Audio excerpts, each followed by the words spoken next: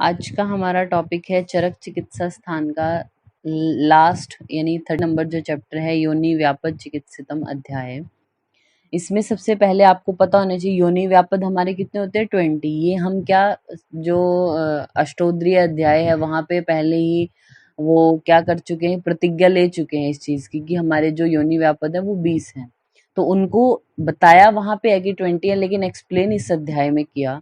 सबसे पहले 8 नंबर श्लोक को आप हाईलाइट कर लीजिए। योनि व्यापद के निदान क्या है? निदान मिथ्या आचरेण त स्त्रीणाम प्रदुष्टेन आर्तवेन च जायन्ते बीज दोषाच देवाच शृणुता पृथक। तो 4 निदान है योनि व्यापद के। फर्स्ट इज मिथ्या आचरण आप करते हो, मतलब चाहे वो मिथ्या आहार हो या विहार हो। दूसरा प्रदुष्टेन आर्तवेन च, आर्तव दुष्ट हो किसी का। फिर थर्ड बीज दोष की वजह से, और देवाच उसके देव कर्म जो होते हैं, मतलब भाग्य विपरीत हो या ऐसे कुछ पुराने जन्म में ऐसे कुछ कर्म किए हैं जिसकी वजह से आ रहा है, तो देव। तो ये 4 निदान होते हैं योनि व्यापद के। ऐसा ही सेम आचार्य सुश्रुत ने बोले हैं, बस 1-2 वर्ड डिफरेंट है उनकी श्लोक में, बट चारों निदान ये उन्होंने भी बोले हैं। आप यही लिख लीजिए, वाग्वट एरो करके लिखना 6 निदान। चरक के अकॉर्डिंग ये 4 निदान है, सुश्रुत के अकॉर्डिंग भी लिखना योनि व्यापद के 4 निदान, वाग्वट के अकॉर्डिंग है 6 निदान। तो ये 4 तो है ही है, प्लस में उन्होंने 2 कौन से एक्स्ट्रा बोले? विषम स्थिति में मैथुन करना और अपद्रव्य प्रयोग। अपद्रव्य प्रयोग जो इसके बाद 20 प्रकार के जो योनि व्यापद हैं उनके लक्षणों को एक्सप्लेन किया है। तो सबसे पहले यहाँ पे वातला योनि के लक्षण ऐसे करके लिखा, वातला योनि के लक्षण। तो 10 नंबर श्लोक में देखिए आप, एक तो फर्स्ट लाइन है, सेकंड लाइन में देखना आप 10 नंबर श्लोक फर्स्ट लाइन हाईलाइट करना, स्तंभम पिपलिका स्मृतिमीव ककर्षता तथा। वातज में क्या होगा, मतलब पहले एक लाइन में क्या लिखा है कि वातल आहार या चेष्टाएं ऐसे करता है तो उससे वात प्रकोपित हो जाएगा, योनि में आश्रित हो जाएगा, वेदना उत्पन्न करेगा। और ये हाईलाइट किया आपने, स्तब्धता होगी उस पेशेंट को। पिपलिका स्मृति, मतलब ऐसा लगेगा जैसे चींटियां क्या हो रही है, चल रही हैं, ऐसा अनुभव होगा। ककर्षता तथा। फिर सेकंड लाइन में सा स्यात श शब्द रुक फेन तनु रुक्ष आर्तवा हाईलाइट किया आपने। जो आर्तव आता है ऐसे पेशेंट का वातला योनि में, वो कैसा आएगा? स शब्द आएगा, रुक मतलब वेदना के साथ आएगा, फेन युक्त होगा, तनु होगा और रुक्ष होगा। ये आपने हाईलाइट किया। नेक्स्ट उसके बाद आता है हमारा यहाँ पे पित्तला योनि का लक्षण ऐसे करके। तो वातला है तो मतलब वात दोष है ना उसमें। पित्तज योनि व्यापद में देखिए आप 12 नंबर श्लोक, 12 नंबर श्लोक में क्या बोला? दहा पाक ज्वरो, ज्वरो को हाईलाइट कर लीजिए आप, सिर्फ ज्वरो वर्ड को आपने हाईलाइट किया।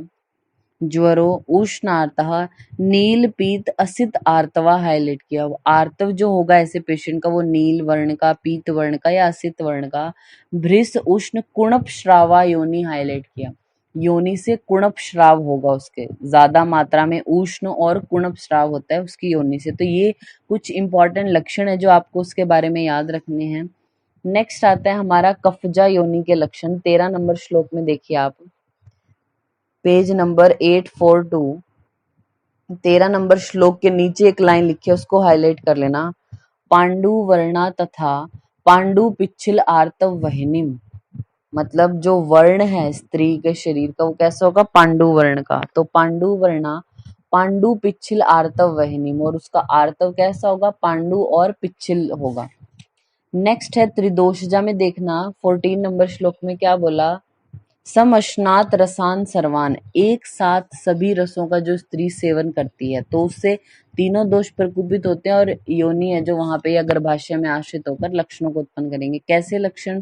15 नंबर श्लोक का लास्ट वर्ड हाईलाइट कर लीजिए, श्वेत पिच्छिल वहिनीम। आर्तव जो होगा पेशेंट का वो श्वेत वर्ण का और पिच्छिल होगा। कफजा योनि में देखिए क्या आया है? पांडु पिच्छिल आर्तव। यहाँ पे श्वेत पिच्छिल आर्तव है, तो कंफ्यूज नहीं होना है। पांडु वर्ण कफ के लिए है, श्वेत भी होता है, लेकिन श्वेत पिच्छिल वहिनीम त्रिदोषज योनि व्यापद में बोला। तो अब तक आपको दोष याद हुए, वात में वात होगा, पित्तल में पित्त होगा, कफजा योनि में कफज होगा, त्रिदोषज में यानी तीनों दोष हैं। नेक्स्ट आपकी आती है रक्तजा योनि के लक्षण। तो यहीं पे लिख देना पी, पित्त दोष की वजह से होती है रक्तजा योनि।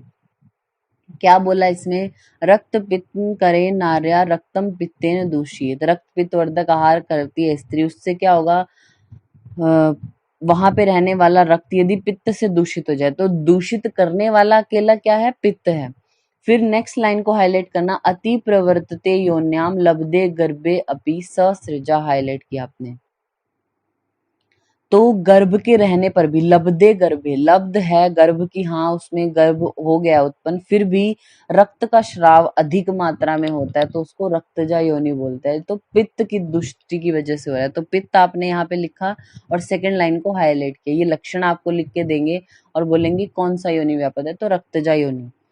फिर नेक्स्ट है हमारा, देखिए 17 नंबर श्लोक में अरजस्का योनि के लिए क्या बोला, इसके भी आगे लिख लेना पित्त, पी लिख लीजिए। तो योनि गर्भाशयस्थम चेत पित्तम संदूषयेत असृग स अरजस्का मता कार्श्य व्यवर्ण जननी भृशम, हाईलाइट किया। पेशेंट के क्या होंगे लक्षण, कार्श्य, कृश हो जाएगी वो पेशेंट, और विवर्णता हो जाएगी, अति विवर्ण होगी, उसको अरजस्का बोला।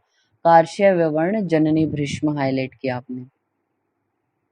नेक्स्ट है हमारा अचरणा योनि के लक्षण, उसमें फर्स्ट लाइन को हाईलाइट करना, योनिम अधावनात् कंडू जाता कुर्वन्ति जंतवः।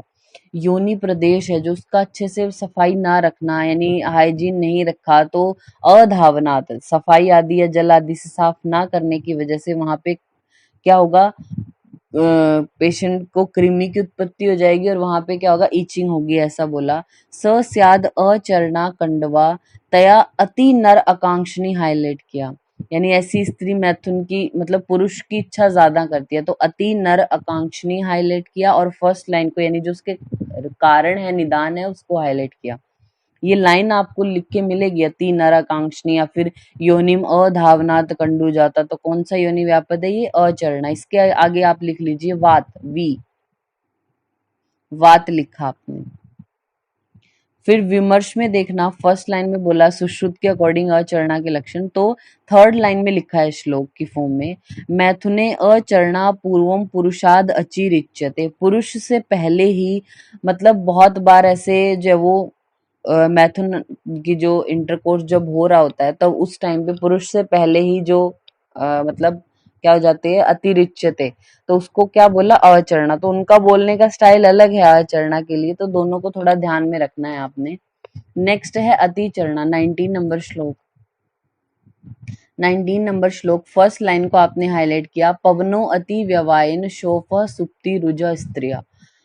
पवनो अति व्यवायन, अति व्यवाय, अति मैथुन की वजह से, अति चरणा नाम है ना, एक्सेस में हो रही है, अति मतलब एक्सेस होना किसी चीज का, तो अत्यधिक मैथुन की वजह से कुपित हुई वायु क्या करेगी, शोफ उत्पन्न करेगी, सुप्ति होगी, रुजा होगी, उसको, इसको बोलते हैं अति चरणा।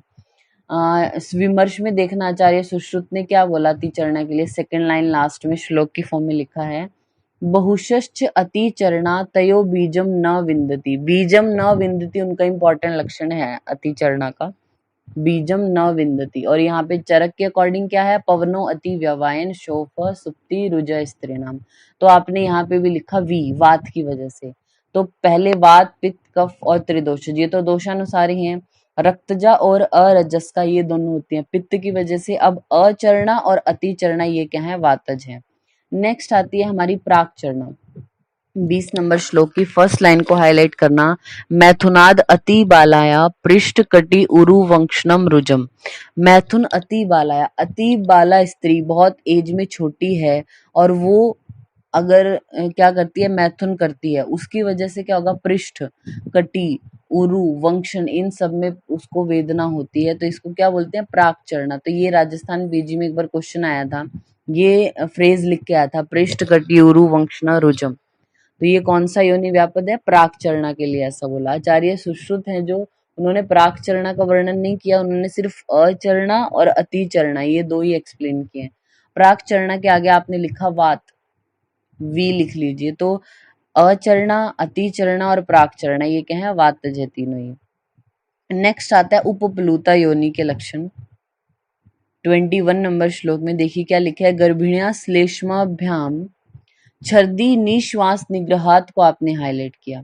आपसे पूछेंगे उपप्लुता योनि व्यापद क्यों होगा, कौन से वेग रोकने की वजह से, तो छर्दी और निश्वास, श्वास के वेग को अगर रोकती है, वो भी कौन, गर्भिणी स्त्री।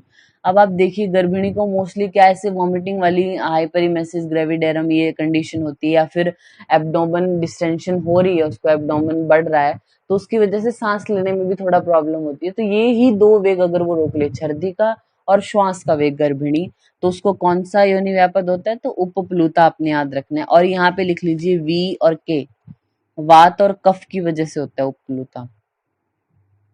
इसमें 22 नंबर श्लोक में अगर आप देखेंगे तो लिखा पांडु स तोदो श्रोत्रम श्वेत स्रवती व कफम, यानी उसकी योनि से पांडु वर्ण का तोद युक्त श्राव होगा और कफ का श्राव होगा, ऐसा बोला है। ये इतना नहीं, लेकिन जो वेग कौन से हैं वो याद आपने रखने हैं, छर्दी और निश्वास का वेग, और वात और कफ दोष है। फिर नेक्स्ट है हमारा परिप्लुता 23 में क्या बोला, पित्तला या नृश्वासे श्वेथु उद्गार धारणात आपने हाईलाइट किया।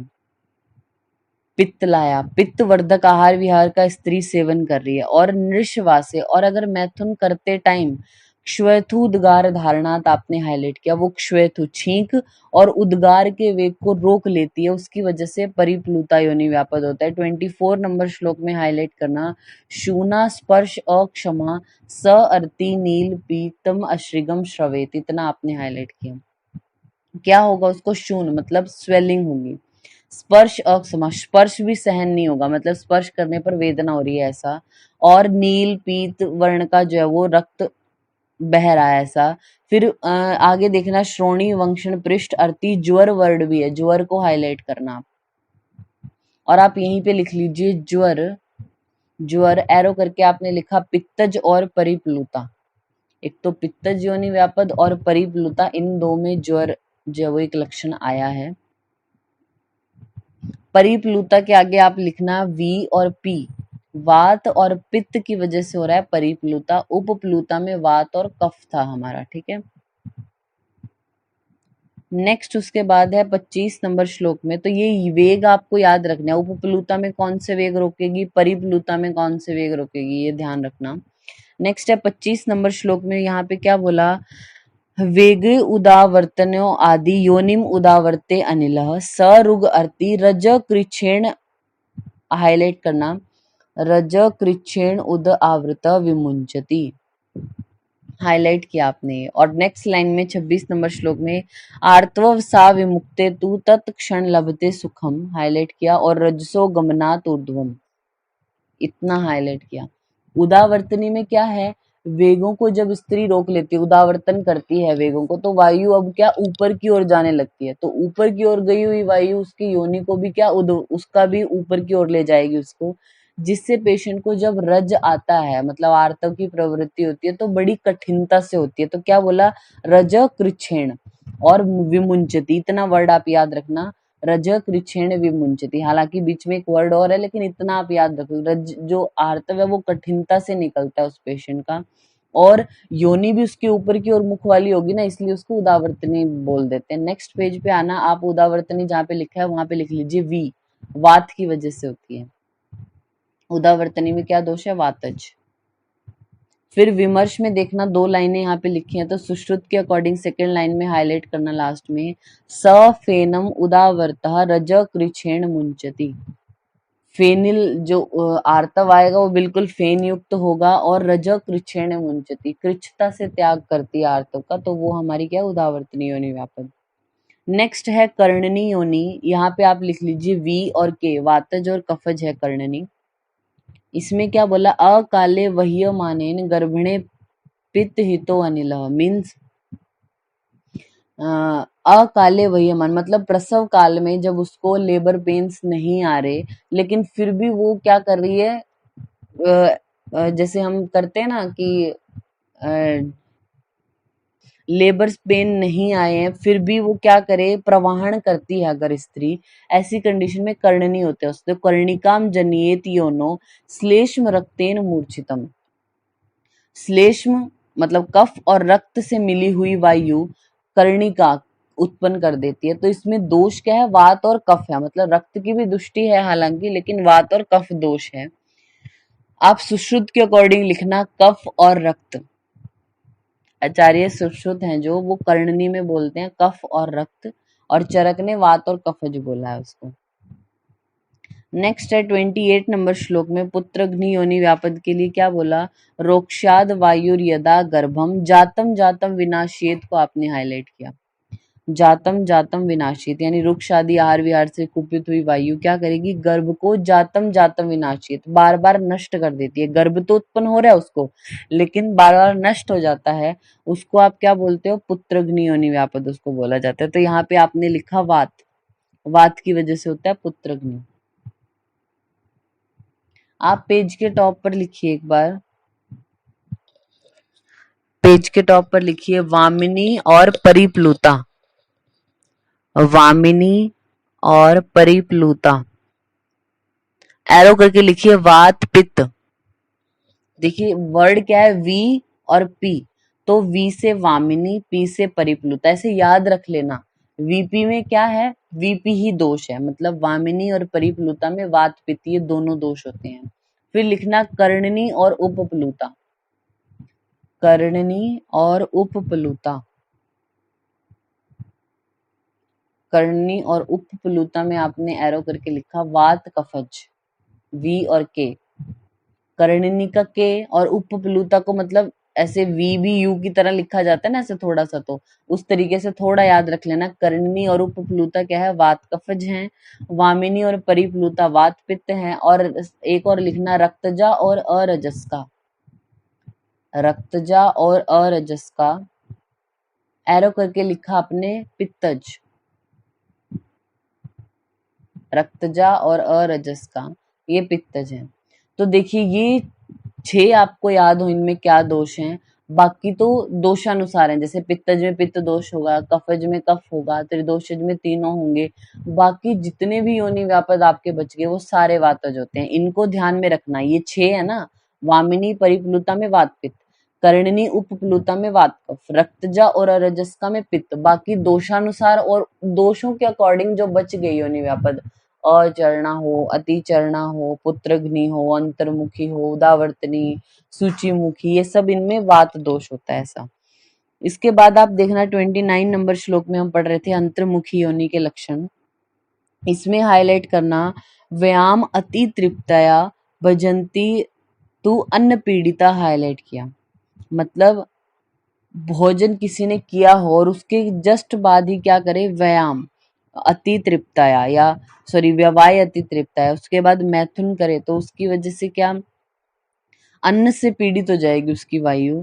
तो क्या करेगी, 30 नंबर श्लोक में हाईलाइट करना वक्रति, वक्रति आननम योन्या, जो योनि है उसका जो मुख है उसको क्या कर दी, वक्र कर देगी, यानी या फिर विषम अंग जो प्रकुपित हुई वायु है वो विषम अंग में शयन करने वाली स्त्री की योनि में क्या करेगी, सा अस्थि मास अनिल अर्ति भी हाईलाइट करना।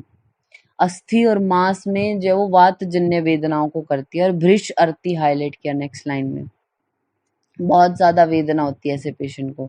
तो 30 नंबर श्लोक की फर्स्ट लाइन को आपने हाईलाइट किया वक्रति आननम योन्या स अस्थि मास अनिलर्ति भी और भृशार्ति। और फर्स्ट लाइन में 29 नंबर में व्यवयाम अति तृप्ताया और भजंती तू अन्न पीड़िता। या तो निदान पूछेंगे, ये फर्स्ट लाइन लिख के देंगे आपको, या फिर ये लक्षण वाला पूछेंगे कि अस्थि मास अनिलर्ति या भृशार्ति किसका लक्षण है, तो अंतर्मुखी का। इसमें दोष क्या है, वी वातज, वात लिखा आपने। नेक्स्ट है 31 नंबर श्लोक में सूचीमुखी में क्या बोला, गर्भस्थ्या स्त्री रोक्षाद वायु योनि सदूष्यनम, मातृदोष अणु द्वारा हाईलाइट किया आपने, इंपॉर्टेंट है ये। मातृ दोष की वजह से होता है सूचीमुख, मतलब माता के दोष की वजह से, माता ने कुछ आहार विहार ऐसा किया जिसकी वजह से वायु प्रकुपित हो गई। वो प्रकुपित हुई वायु जो गर्भ है, मतलब अगर स्त्री है कोई प्रेग्नेंट, उसमें जो गर्भ है वो स्त्री ही हो, मतलब फीमेल फीटस है अगर, तो उसके क्या करेगी, योनि में चली जाती है और उसकी योनि को क्या कर देती है, अणु द्वार वाली, नैरो होगी वेजाइना बिल्कुल, उसको क्या बोलते हैं, सूचीमुखी योनि बोलते हैं। तो ये मातृका दोष की, माँ के दोष की वजह से बच्चे में ऐसा हो रहा है ना, तो मातृका दोष अणु द्वारा सूचीमुखी तूसा ऐसा। नेक्स्ट है, यहाँ पे भी आप वात लिख लीजिए, सूचीमुखी में भी वात है। फिर 32 में बोला शुष्का योनि के लक्षण, तो व्यवाय काले रुंध्यत्य वेगान प्रकुपितो अनिला। मैथुन काल में अगर कोई वेगों को रोक लेता है तो वात प्रकुपित होकर क्या करेगी, कुर्याद विण मूत्र संगारती हाईलाइट किया आपने, उसका विण मूत्र इनको बिल्कुल क्या कर देती है, रोक देती है, पेशेंट को वेदना होगी। और शोषम योनि मुख से, योनि का मुख सूख जाता है, बिल्कुल ऐसा शुष्क हो जाता है, इसलिए शुष्का योनि व्यापद बोला, इसमें भी वात दोष है।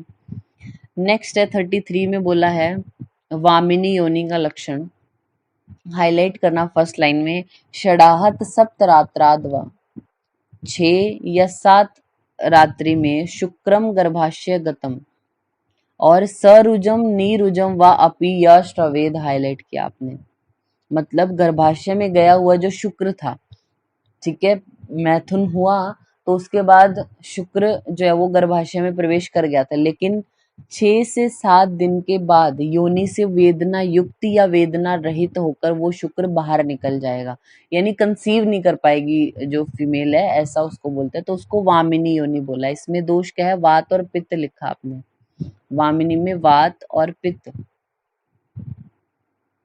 वी और पी।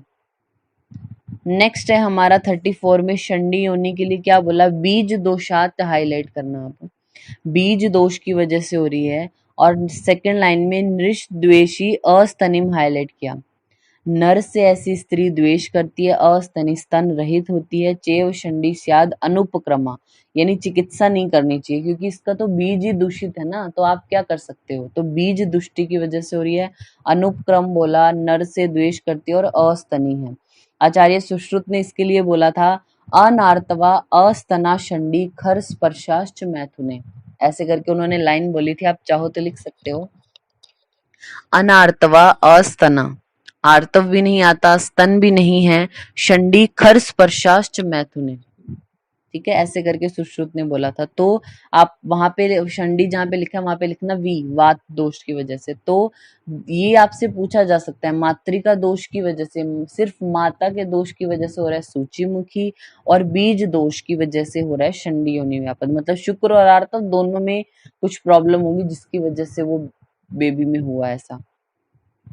नेक्स्ट है महायोनि का लक्षण, ऐसे बोला 35 नंबर श्लोक में, विषम दुख शैया मैथुनात आपने हाईलाइट किया, ये निदान है इसका, दुख शैया है मतलब ऊंचे नीचे या विषम आसन पे कोई शयन करके मैथुन कर रहा होगा, उसकी वजह से वात प्रकोपित हो जाएगी, क्या करेगी, 36 नंबर श्लोक सेकंड लाइन में हाईलाइट करना, असंवृत मुखी सा अर्थी रुक्ष फेन अश्रवहिनी, और नेक्स्ट लाइन में भी हाईलाइट करना, मासोत्पन्ना महायोनि पर्व वंक्षण शूलिनी।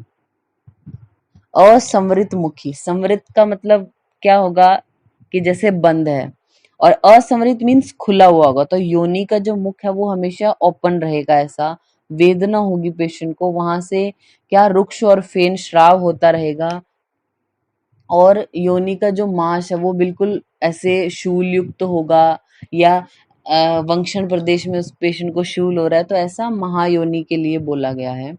नेक्स्ट पेज पे आप आइए, 38 नंबर श्लोक, 38 नंबर श्लोक के नीचे एक लाइन लिखी है, उसको हाईलाइट करना, गुल्म अर्श प्रदराश्च वातादिश्च अति पीड़नम।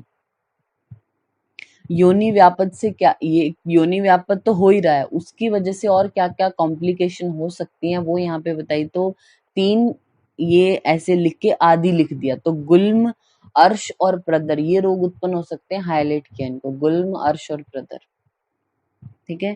नीचे ये टेबल बनी हुई है, चरक ने कौन कौन से बोले हैं, सुश्रुत ने कौन से बोले हैं, वाग्वट ने कौन से, तो उनपे आपको ध्यान देना है थोड़ा, जैसे उदावर्तनी है, इसमें देखना चरक के अकॉर्डिंग जो है परिप्लुता और वामिनी को दोनों को जोड़ के वी और पी लिख लीजिए, परिप्लुता और वामिनी में वात पित्त। फिर पुत्रग्नि क्या है, वातज है, उदावर्तनी भी वातज है, जो सबसे पहले वाली है वो भी वातज है। फिर कर्णनी वात कफज है, कर्णनी पे आपने लिखा वात कफज। फिर अचरणा अतिचरणा शंडी महायोनि सूचीमुखी वातजा, यहाँ तक ये वातज है, 6 to लेके 12 11 तक ये वातज है सारी। पित्तजा में पित्त दोष होगा, कफजा में कफ होगा, सन्निपातिक सन्निपातिक है, असृजा लिखी है फिर वो पित्तज है, अरजस का भी पित्तज है, प्राक चरणा वातज होती है, उपप्लुता वात कफज है, अंतर्मुखी वातज है, शुष्का वातज है। तो इनको आपने ध्यान रखना है किसमें क्या दोष यहाँ पे बताए गए हैं। 39 और 40 नंबर श्लोक में अब इसी को लिखा हुआ है कि ये जो हमारे योनि व्यापद है किसमें कौन सा दोष है। इसको बस आप ये देखना, वातज आप पेज के टॉप पर लिखना, वातज योनि व्यापद एरो करके लिखना 11। वातज जो योनि व्यापद हैं वो 11 होते हैं, ठीक है, वात की वजह से जो हो रहे हैं। बाकी दोषानुसार है और जो हमने द्वंद्व दोषों की वजह से हो रहे हैं वो आपको लिखवाई दिए।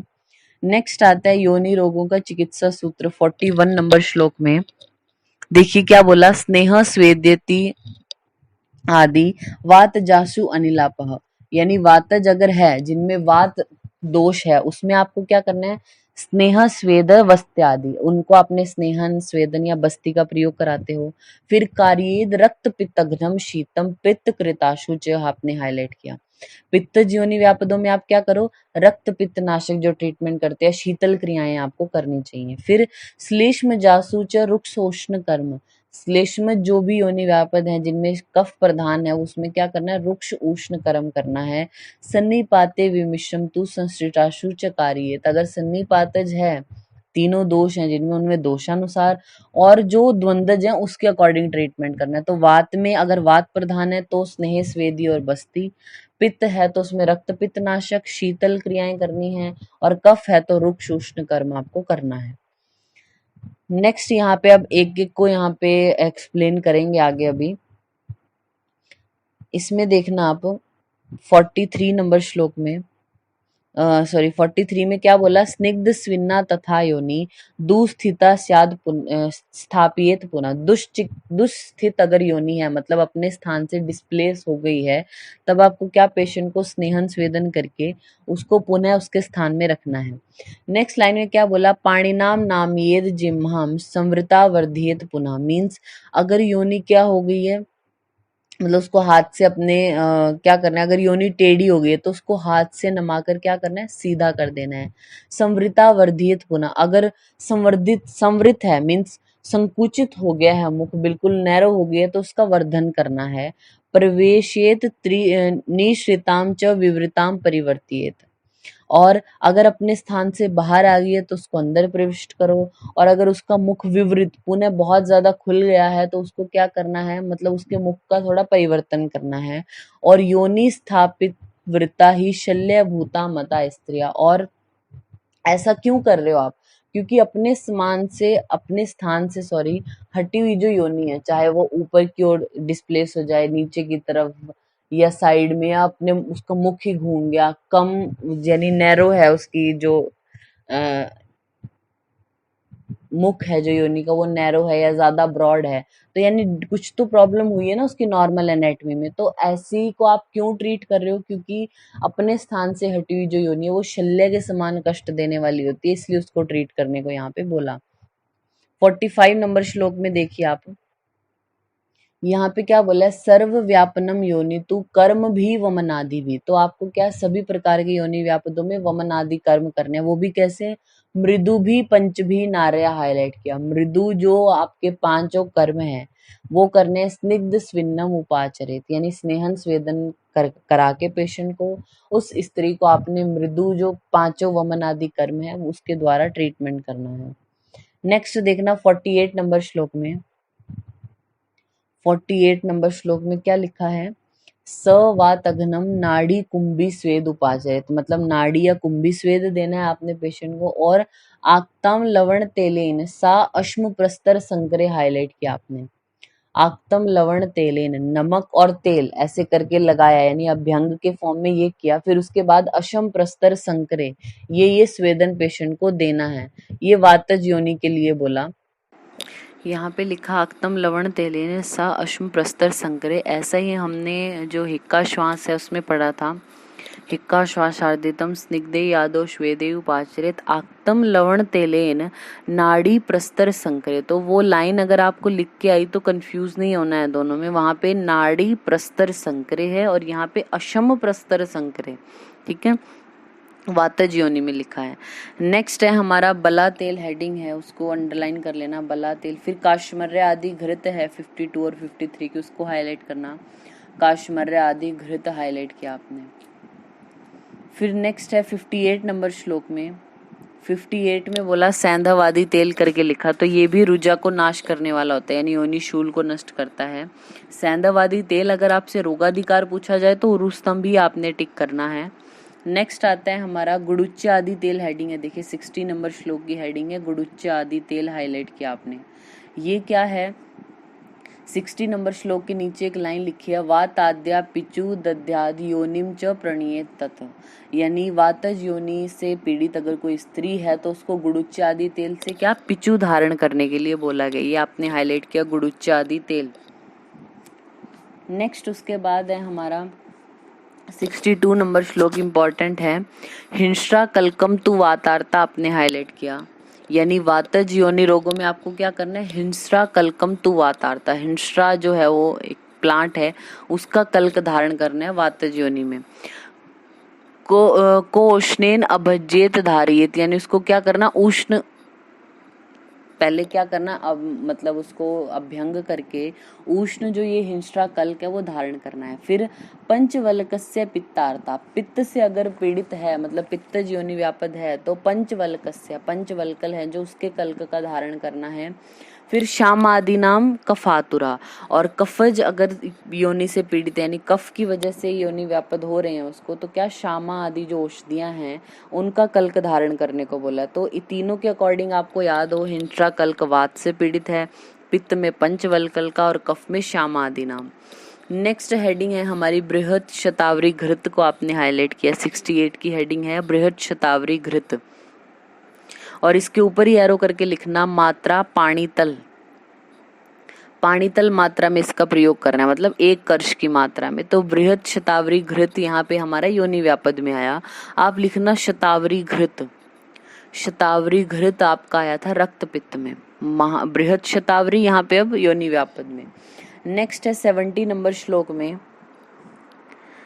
70 नंबर श्लोक में आप हाईलाइट करना, योन्याम श्लेष्म प्रतुष्ठाया वर्ती संशोधनी हिता, यानी अगर वात से दूषित योनि है, यानी कफज योनि व्यापद है, तो उसको क्या करना है, वर्ती संशोधनी हिता, उसको संशोधनी वर्ती धारण करनी है योनि में। किससे सिद्ध, वराहा बहुशे पित्ते हाईलाइट किया आपने, जो वराहा है यानी सुअर के पित्त से भावित करके कपड़े को, उसकी संशोधनी वर्ती धारण करनी है। उत्तराखंड पीजी में आया हुआ है क्वेश्चन कि वर्त्री या वराहा के पित्त से वर्ती धारण किसमें करने को बोला, श्लेष्म दुष्टि है अगर। नेक्स्ट है हमारा उदुम्बर आदि तेल, राइट पेज पे देखना, श्लोक नंबर 73 से स्टार्ट है, 73, 74, 5, 6 यहाँ तक, तो उदुम्बर आदि तेल आपने हाईलाइट किया। फिर नेक्स्ट है हमारा धात के आदि तेल है, नेक्स्ट पेज पे 81 नंबर श्लोक के नीचे हेडिंग लिखी है धात के आदि तेल। तो 81 नंबर श्लोक की सेकेंड लाइन को हाईलाइट करना आप, पिछिल श्राविणी योनि विप्लुता उपप्लुता तथा, योनि से अगर पिछिल श्राव हो रहा है, विप्लुता है और उपप्लुता है, तो ऐसी कंडीशन में धात के आदि तेल है जो उसका प्रयोग आपको करना है। नेक्स्ट उसके बाद है हमारा यहाँ पे 90 नंबर श्लोक, 90 नंबर श्लोक से देखिए आप 90, 91, 92, 93, 93 में देखना क्या सेकेंड लाइन में हाईलाइट करना, क्या बोला है, पुष्यो उद्धृत से, पुष्य नक्षत्र में प्रयोग करना है इसका। और सेकेंड लाइन में तानी क्षोद्रेण संयोज्य पीबे तंडुल वारिणा, क्षोद्र मधु के साथ लेके तंडुलोदक पीना है फिर। और नेक्स्ट लाइन में हाईलाइट करना अर्शु च अतिशयशु रक्तम, हाईलाइट किया आपने। अर्श जैसी कंडीशन हो रही है पेशेंट को और बहुत ज्यादा ब्लीडिंग हो रही है, अर्श है या अतिसार है और उसमें ब्लीडिंग हो रही है, तब आप उसको क्या देना है, पुष्यानुग चूर्ण, नेक्स्ट पेज पे हाईलाइट करना पुष्यानुग चूर्ण, पुष्यानुग चूर्ण।